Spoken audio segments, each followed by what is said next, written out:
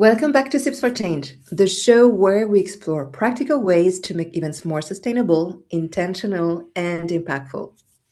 Today, we're diving into an area that often flies under the radar compared to catering or decor, but has a massive effect on both emissions and budgets: audiovisual or AV.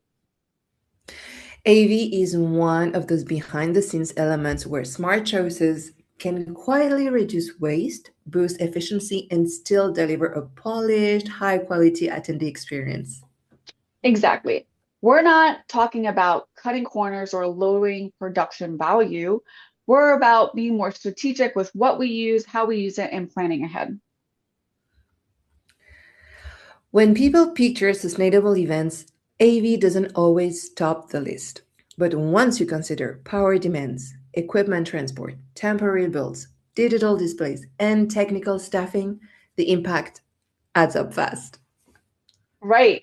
AV touches energy use, material consumption, logistics, and waste from setup to teardown because it's often custom built for each event, which is a great opportunity to cut down on duplication and overproduction. So, the real question is how can planners approach AV more strategically rather than defaulting to the biggest screen or brightest lights? And that's exactly where sustainability begins in this conversation, with better questions asked early in the planning process.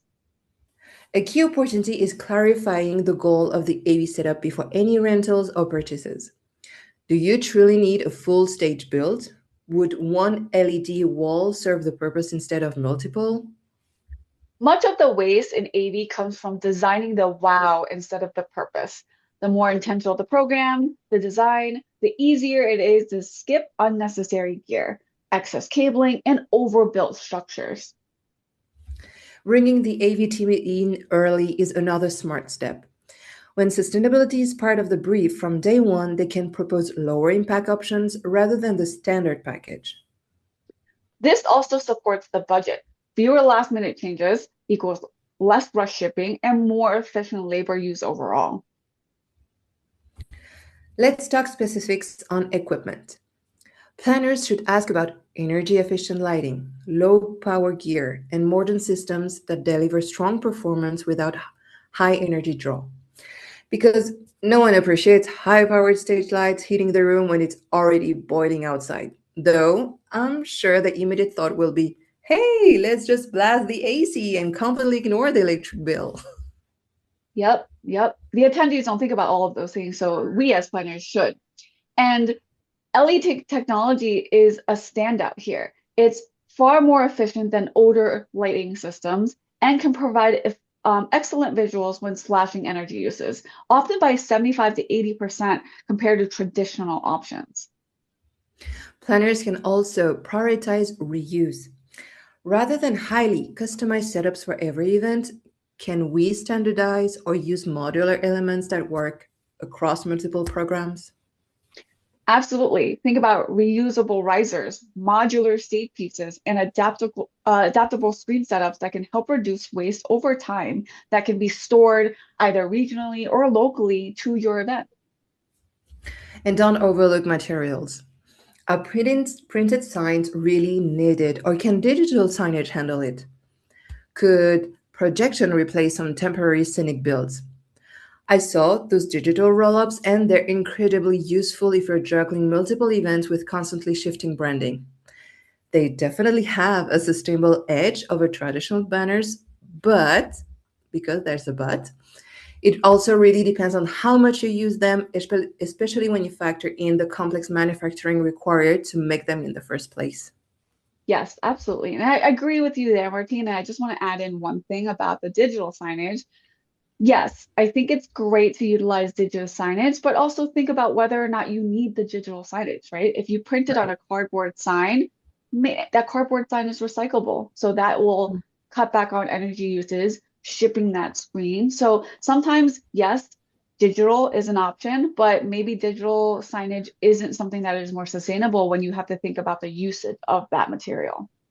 Right. But that's to say, all these individual choices may seem small, but they can compound significantly across an event series when you think about how many events are being hosted annually. Mhm. Definitely agreed. Energy is a major factor in sustainable AV. Lighting, screens, and sound systems can be among the largest electricity consumers at an event, especially when running for extended periods. So ask the AV team how they are going to optimize power. Can the equipment be powered down between sessions? Can the lighting be programmed for efficiency? Are rehearsals and run a show timed tightly to avoid unnecessary runtime? And I would say venue choice plays a big role too. Using a venue with strong built-in AV instructor can dramatically cut the need to truck in extra equipment. That's a great point. Selecting venues with permanent screens, sound, and lighting reduces a lot of the transport emissions and setup waste right away. In the end, sustainable AV isn't only about the gear, it's about how it arrives, how long it runs, and how much is truly essential. Logistics are often another overlooked area. Long distance shipping, multiple crates, packaging, and frequent replacements are all things that increase the footprint. This is where local or regional AV partners shine. They can lower transport impact and speed up any on site support. Post-event waste matters too. What happens to Mhm. batteries, cables, packaging, gaff tape, or single-use staging materials? Planners should ask partners about their recovery and recycling processes. Do they take back reusables, separate waste properly? Do they prioritize repair over replacement? Mhm. I once worked with an AV company that actually donated all of their carpeting from their stages and Oh. from their trade shows, which is great. So that operational follow through and thought process is what turns sustainable AV from an idea into real practice. Right, so for event planners ready to improve AV sustainability, the best starting point is asking the right questions. Here are some really strong ones. What AV elements are truly essential? What can be reused across future events? Can the venue's existing infrastructure meet some of those needs? What energy efficient options do you recommend? How do you minimize transport and setup waste? What happens to materials after the event? These questions shift the focus from what can we add to what do we actually need? And that mindset shift is truly at the heart of strategic sustainability. For those just beginning to tackle sustainable AV, we won't repeat it enough. Remember, you don't have to change everything at once. Start with one or two adjustments, like reducing custom builds, switching to LED lighting, or choosing a venue with solid built-in AV. Then build momentum. Over time, develop a sustainability checklist for vendors and weave those expectations into your RFPs and planning docs. The goal is progress, not perfection. A few thoughtful decisions can create real impact. Sustainable AV comes down to intentionality with energy, materials, logistics, and design. When planners take this strategic approach, they can lower their impact while maintaining or even enhancing quality and efficiency. And that's the kind of win win we love highlighting on Sips for Change. Thanks for joining us, and we'll see you next time. Bye.